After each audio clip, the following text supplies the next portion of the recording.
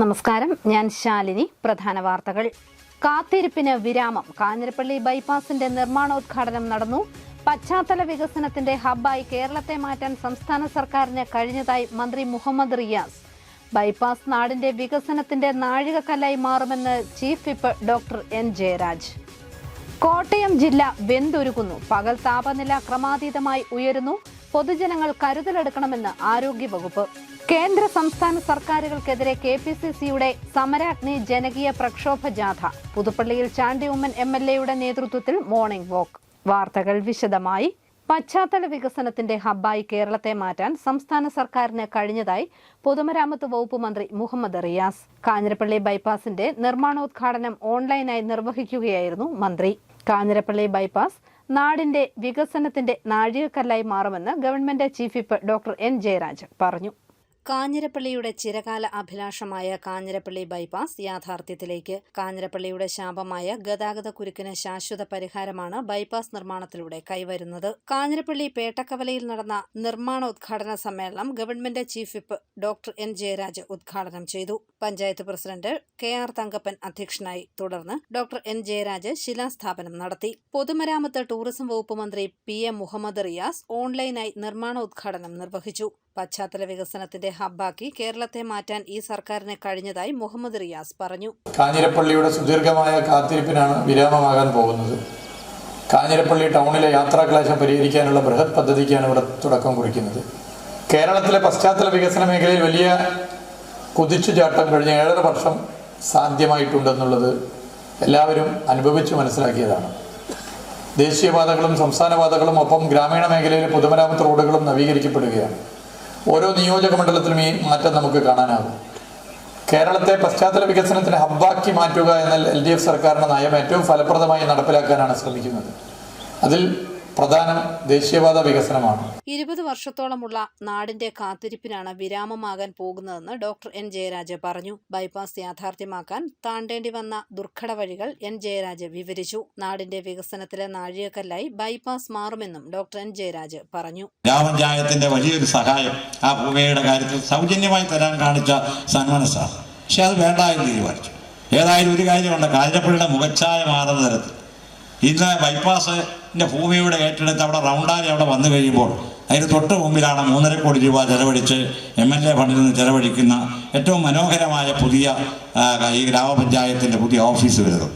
തീർച്ചയായിട്ടും ഫ്ലൈ ഓവറോടെ തീർന്നു കഴിയുമ്പോൾ അതിമനോഹരമായ ഒരു കാഴ്ചയുടെ സ്ഥാനമായി അത് മാറുന്നു എന്നുള്ളതാണ് ഏറ്റവും പ്രധാനപ്പെട്ട കാര്യം.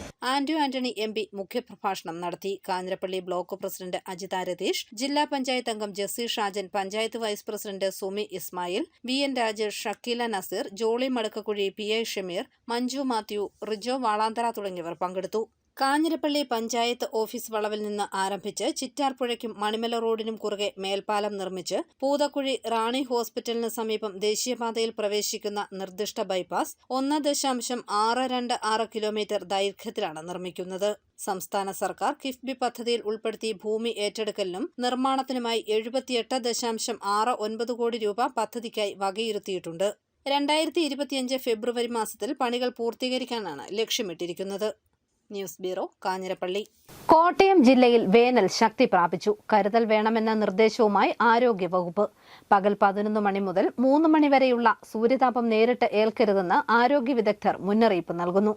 സംസ്ഥാനത്ത് വേനൽ ശക്തി പ്രാപിച്ചു. ഇതിനോടൊപ്പം കോട്ടയം ജില്ലയിലും ചൂടുയരുകയാണ്. കത്തിജ്വലിക്കുന്ന സൂര്യന്റെ കൊടുംതാപത്തിൽ നാടാകെ വറ്റിവരളുന്നു. കുടിവെള്ള സ്രോതസ്സുകൾ ഭൂരിഭാഗവും വറ്റി. ചെറുതോടുകളും അരുവികളും ഇല്ലാതായി. ജില്ലയിലെ തന്നെ പ്രധാന ജലസ്രോതസ്സായ മണിമലയാറിന്റെയും ചിറ്റാർപ്പുഴയുടെയും അവസ്ഥ പരിതാപകരമാണ്.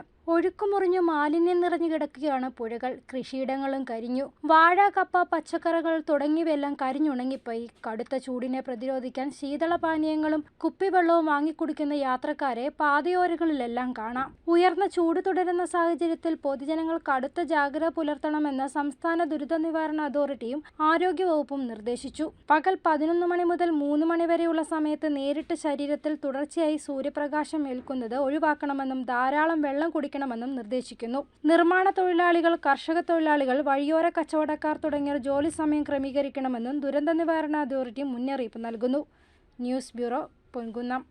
കേന്ദ്ര സംസ്ഥാന സർക്കാരുകൾക്കെതിരെ KPCC നടത്തുന്ന സമരാഗ്നി ജനകീയ പ്രക്ഷോഭ ജാഥയ്ക്ക് പ്രചരണാർത്ഥം ചാണ്ടി ഉമ്മൻ MLA നേതൃത്വത്തിൽ മോർണിംഗ് വാക്ക് നടത്തി. പുതുപ്പള്ളി നിയോജക മണ്ഡലം കമ്മിറ്റിയുടെ നേതൃത്വത്തിലായിരുന്നു മോർണിംഗ് വാക്ക് നടത്തിയത്.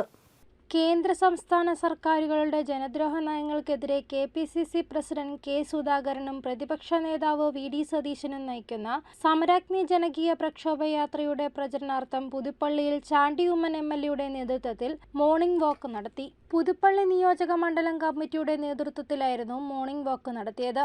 മണർകാട് കാവുംപടി ഭാഗത്തു നിന്നും ആരംഭിച്ച മോർണിംഗ് വാക്ക് മണർകാട് സമാപിച്ചു.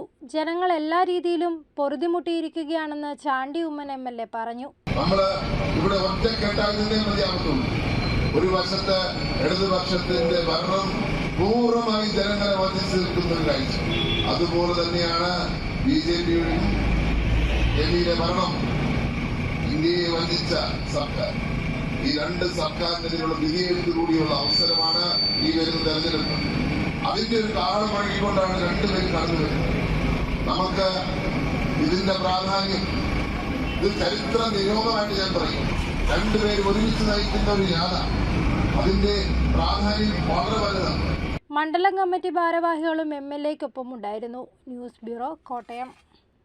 മാർത്തോമൻ പൈതൃക സംഗമം ഞായറാഴ്ച കോട്ടയത്ത് നടക്കും. ഉച്ചകഴിഞ്ഞ് 3 മണിക്ക് കോട്ടയം MD സെമിനാരി മൈതാനിയിൽ നിന്ന് ആരംഭിക്കുന്ന മാർത്തോമൻ പൈതൃക വിളംബര ഘോഷയാത്രയോടെയാണ് തുടക്കം. സംഗമത്തിനുള്ള ഒരുക്കങ്ങൾ പൂർത്തിയായതായി മലങ്കര ഓർത്തഡോക്സ് സഭാ നേതൃത്വം അറിയിച്ചു. മലങ്കര നസ്രാണികളുടെ പൗരാണികതയും പാരമ്പര്യവും വിളിച്ചോതുന്ന മാർത്തോമൻ പൈതൃക സംഗമം ഞായറാഴ്ച കോട്ടയത്ത് നടക്കും. ഉച്ചകഴിഞ്ഞ് 3 മണിക്ക് കോട്ടയം MD സെമിനാരി മൈതാനിയിൽ നിന്ന് ആരംഭിക്കുന്ന മാർത്തോമൻ പൈതൃക വിളംബര ഘോഷയാത്രയോടെയാണ് തുടക്കം. ഘോഷയാത്രയ്ക്ക് Kottayam MP Thomas Chazhikadan flag off ചെയ്യും.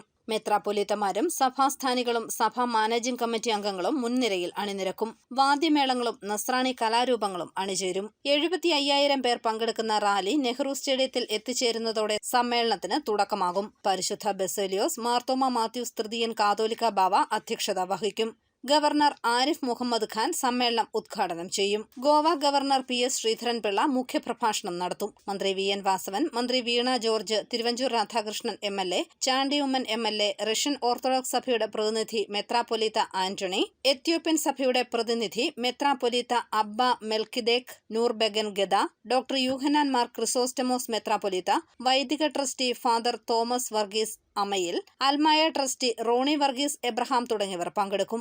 75,000 പേർ പങ്കെടുക്കുന്നതിനാൽ വിപുലമായ സജ്ജീകരണങ്ങളാണ് ചെയ്തിട്ടുള്ളതെന്ന് സംഘാടകർ വാർത്താസമ്മേളനത്തിൽ അറിയിച്ചു.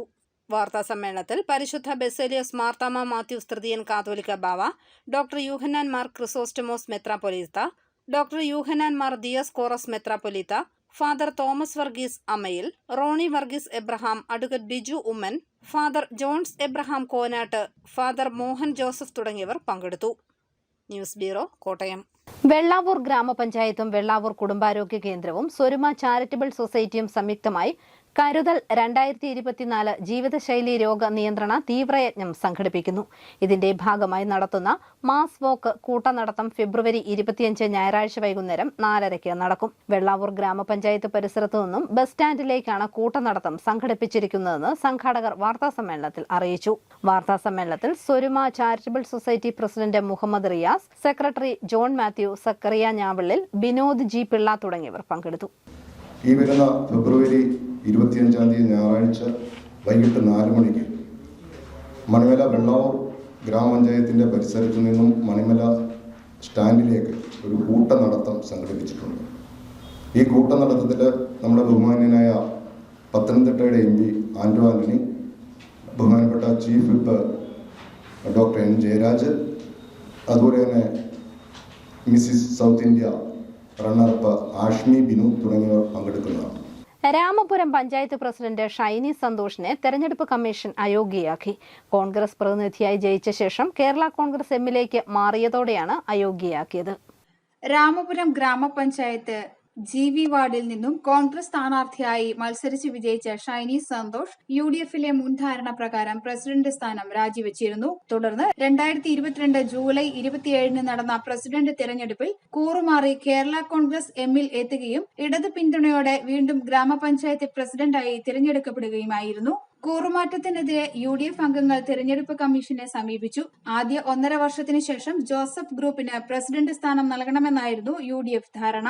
തെരഞ്ഞെടുപ്പ് കമ്മീഷന്റെ വിധി ജനാധിപത്യത്തിന്റെ വിജയമാണെന്ന് കോൺഗ്രസ് ഭരണങ്ങാനം ബ്ലോക്ക് പ്രസിഡന്റ് മോളി പീറ്റർ പറഞ്ഞു. കൂറുമാറി കേരള കോൺഗ്രസ് എമ്മിന്റെ കൂട്ടത്തിൽ കൂടി പണത്തിന്റെയും സ്വാധീനത്തിന്റെയും അധികാരത്തിന്റെയും കൂടെ നിന്ന് അപ്പുറത്തേക്ക് കൂറുമാറിപ്പോയതിനുള്ള തിരിച്ചടിയാണ് ഇപ്പോൾ ഇലക്ഷൻ കമ്മീഷൻ നൽകിയിരിക്കുന്നത്. ഇത് നമ്മളെ സംബന്ധിച്ചിടത്തോളം ജനാധിപത്യ വിരുദ്ധമായി, ജനാധിപത്യത്തിനും അതുപോലെ തന്നെ ഈ പ്രദേശത്തെ ജനങ്ങളുടെ, പ്രത്യേകിച്ച് GV വാർഡിലെ ആളുകളുടെ ചോരയും നീരും വിയർപ്പും ഒഴുക്കി അവളെ വിജയിപ്പിച്ച് കൊണ്ടുവന്ന് ഇത്രയും കാലം പഞ്ചായത്ത് പ്രസിഡന്റാക്കി നിർത്തിയ പാർട്ടിയോടും ജനങ്ങളോടുമുള്ള വഞ്ചന അത് ഇലക്ഷൻ കമ്മീഷൻ കോടതിയിലൂടെ തക്കതായ തിരിച്ചടി നൽകിയിരിക്കുകയാണ്. വിധിയെ തുടർന്ന് UDFന്റെ നേതൃത്വത്തിൽ ടൗണിൽ ആഹ്ലാദ പ്രകടനം നടത്തി. UDF ഘടകകക്ഷി നേതാക്കളും ഗ്രാമപഞ്ചായത്ത് അംഗങ്ങളും പങ്കെടുത്തു. അതേസമയം വിധി പ്രതീക്ഷിച്ചിരുന്നതാണെന്ന് അയോഗ്യയായ ഷൈനി സന്തോഷ് പറഞ്ഞു. തെരഞ്ഞെടുപ്പ് കമ്മീഷൻ വിധിക്കെതിരെ കോടതിയെ സമീപിക്കും. UDFന് ഭരണം തിരിച്ചുപിടിക്കാൻ കഴിയില്ലെന്നും ഷൈനി സന്തോഷ് പറഞ്ഞു. നമുക്ക് കേസ് നടക്കുന്നുണ്ടായിരുന്നല്ലോ, കാരണം 17 മാസമായിട്ട് ഇപ്പം പ്രസിഡൻ്റായിട്ട് വീട്ടിൽ കയറിയിട്ട്. അപ്പോൾ ആ സമയത്ത് കേസ് നടക്കുന്നുണ്ടായിരുന്നു. നമ്മൾ കേസ് നടക്കുന്ന സ്ഥിതിക്ക് ഇങ്ങനെയൊരു എന്തായാലും അനുകൂലമായ വിധി വരുമെന്നോ അങ്ങനെയല്ല, ഇന്ന് കേസുണ്ടെന്നോ അറിയാമായിരുന്നു. എന്തായാലും വരുമെന്നുള്ള നമുക്ക് അറിയാമായിരുന്നു. നമ്മൾ അപ്പീലിന് പോകും. എന്തായാലും നമ്മൾ മുന്നോട്ട് തന്നെ വക്കീലിനോട് ആലോചിച്ചുകൊണ്ട് തന്നെ നമ്മൾ മുന്നോട്ട് പോകാൻ തീരുമാനിച്ചിരിക്കുന്നത്. UDFന് ഒരിക്കലും തിരികെ ഭരണത്തിൽ കയറാൻ പറ്റത്തില്ല. അത് വെറും അവരുടെ സ്വപ്നം മാത്രമാണ്, ഒരിക്കലും നടക്കില്ലത്. 18 അംഗ പഞ്ചായത്തിൽ ഷൈനിയുടെ കൂറുമാറ്റത്തോടെ LDF 8, UDF 7, BJP 3 എന്നിങ്ങനെയാണ് കക്ഷിനില.